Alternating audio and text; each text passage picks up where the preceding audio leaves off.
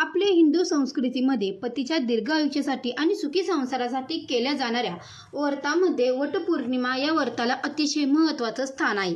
अखंड सौभाग्य प्राप्तीसाठी सुवासिनी महिला हे व्रत दरवर्षी मोठ्या श्रद्धेने करतात. यंदा म्हणजे 2026 मध्ये वटपौर्णिमा कधी आहे, पौर्णिमा तिथी कधी सुरू होत आहे, कधी संपत आहे, शुभ मुहूर्त काय आहे, राहू काळ कधी आहे, त्याचबरोबर वटपौर्णिमेच्या दिवशी काय करावं, काय टाळावं या संदर्भाची संपूर्ण माहिती या आजच्या व्हिडिओमध्ये मी तुमच्यासोबत शेअर करणार आहे. त्यामुळे व्हिडिओ हा स्किप न करता शेवटपर्यंत पहा. जर तुम्ही चॅनलवरती नवीन आले असाल तर आपल्या चॅनलला सबस्क्राईब करा. कमेंटमध्ये श्री स्वामी समर्थ देखील कमेंट करा. ताईंनो, भगिनींनो, पंचांगानुसार ज्येष्ठ महिन्यातील पौर्णिमेला वटपौर्णिमा साजरी केली जाते. वटपौर्णिमेचा प्रारंभ तिथी जो आहे तर तो रविवारी 28 जून 2026 रोजी सकाळी 8:35 होईल. पौर्णिमा तिथीची समाप्ती ही सोमवार 29 जून रोजी सकाळी 8:48 होईल. उद्या तिथीनुसार सोमवार 29 जून रोजी सुवासिनींनी वटपौर्णिमेचे व्रत करायचे आहे. या दिवशी सकाळी लवकर उठून स्नान करावं. पूजेसाठी शक्यतो नवीन किंवा धुतलेले पवित्र वस्त्र, साडी परिधान करावी. पूजेला बसताना कपाळावर कुंकू आणि हातात हिरव्या बांगड्या आवर्जून असाव्यात. सावित्रीची कथा वाचा किंवा ऐका. वडाचे झाड आहे त्याची पूजा केल्यानंतर सावित्रीची निष्ठेची आणि पतीवरील प्रेमाची कथा नक्की ऐकली जाते. तेव्हाच व्रताचा संकल्प पूर्ण होतो. या दिवशी इतर सुवासिनी महिलांनी घरी बोलून किंवा मंदिरात सौभाग्याचं वाण जसं की फळे, खण, नारळ किंवा सुवासिक वस्तू नक्की द्यावे आणि ज्येष्ठ स्त्रियांच्या आशीर्वाद घ्यावेत. जर तुम्ही वडाच्या झाडापाशी जाऊन पूजा करत असाल तर झाडाला इजा होणार नाही किंवा पोहोचणार नाही याची काळजी घ्या. झाडाच्या फांद्या तोडू नका. या दिवशी काय टाळावे तर बघा, आपल्या हिंदू संस्कृतीत शुभ कार्यात काळा रंग वर्ज्य मानला जातो. त्यामुळे वटपौर्णिमेच्या दिवशी काळ्या रंगाची साडी किंवा काळ्या रंगाच्या बांगड्या वापरणं पूर्णपणे टाळा. या दिवशी लाल, पिवळा, हिरवा आणि गुलाबी यांसारखे शुभ रंग परिधान करावेत. वटपौर्णिमेचे व्रत हे पतीच्या दीर्घ आयुष्यासाठी आणि संसारात आनंदासाठी केले जातात. त्यामुळे या दिवशी पतीसोबत किंवा घरातील इतर सदस्यांसोबत वाद विवाद, भांडणं किंवा राग व्यक्त करणं टाळावे. मनात सकारात्मक विचार ठेवावेत. त्याचबरोबर अनेकदा वेळी अभावी वडाची फांदी तोडून ती घरी आणून पूजा केली जाते. पण जिवंताने संपूर्ण वटवृक्षाची पूजा करणं अधिक श्रेयस्कर मानलं जातं. त्यामुळे शक्यतो थेट वडाच्या झाडापाशी जाऊनच पूजा करावी. झाडाचे नुकसान करू नका. पूजेमध्ये वापरले जाणारे सूत, सुवासिक द्रव्य आणि वाण देण्यासाठी वस्तू ह्या नवीन असावेत. कोणाकडून उसने घेतले साहित्य पूजेत वापरू नका. आता हे आपण बघितलं की वटपौर्णिमेला काय करावे, काय टाळावे.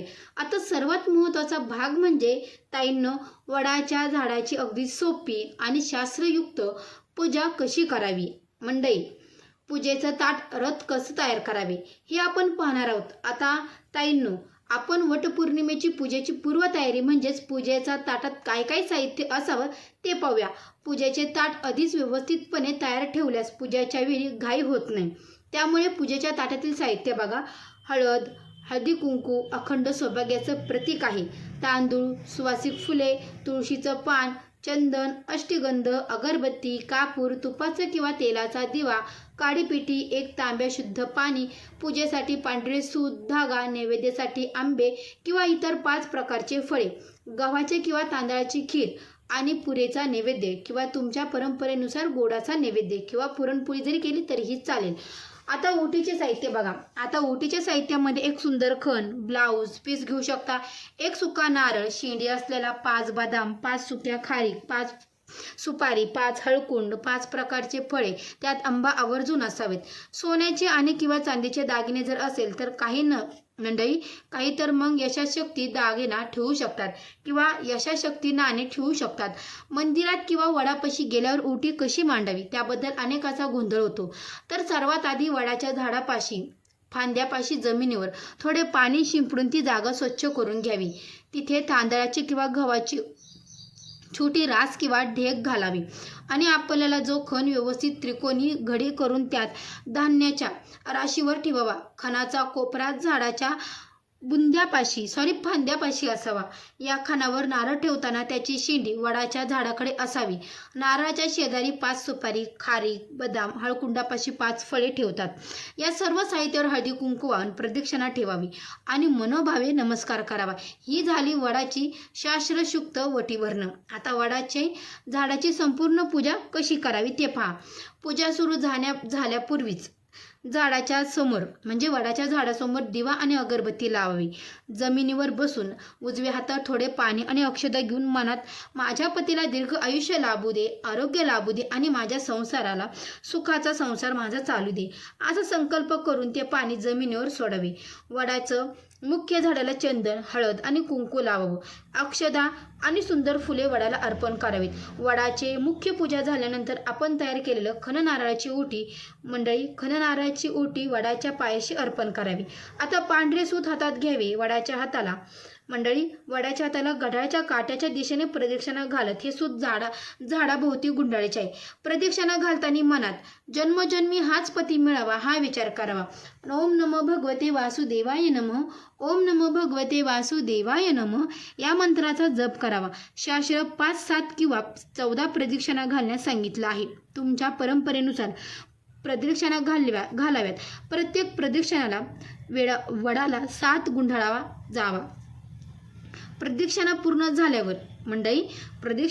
झाल्यावर उरलेला सूत झाडाला व्यवस्थित गुंडळून टाकावा. तो तोडू नये. आता पूजा आणि प्रदक्षिणा पूर्ण झाल्यावर वडाच्या झाडाला आंबे आणि बनवलेल्या गोडधोडाचा अन्नाचा नैवेद्य दाखवा.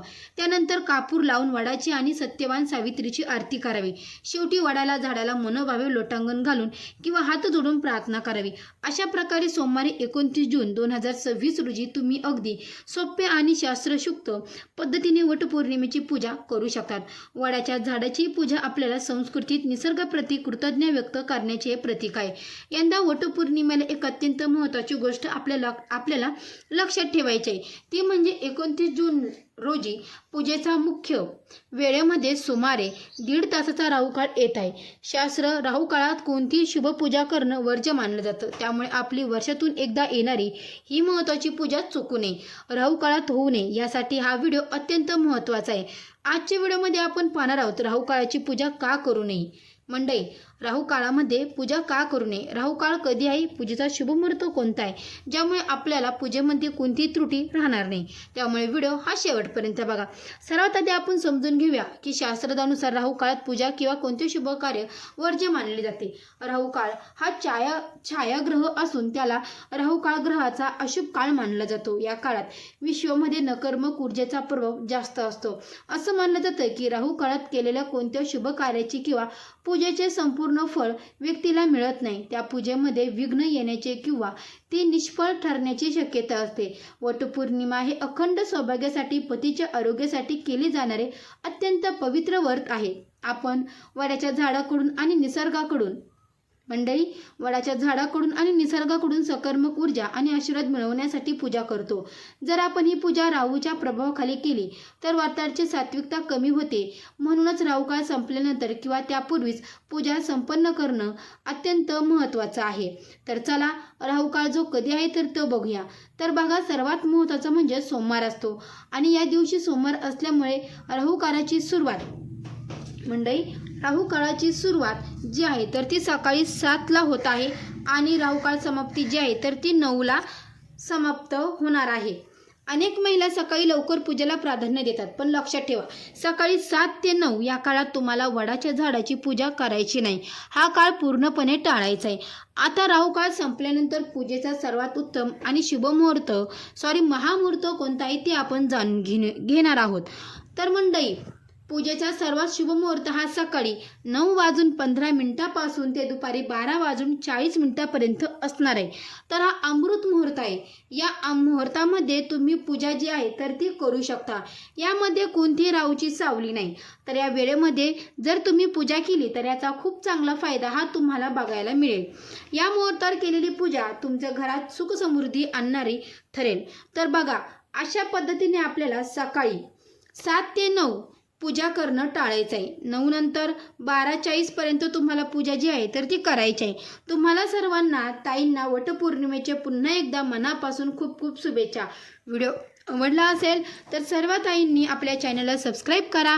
कमेंट बॉक्समध्ये श्री स्वामी समर्थ नक्की कमेंट करा.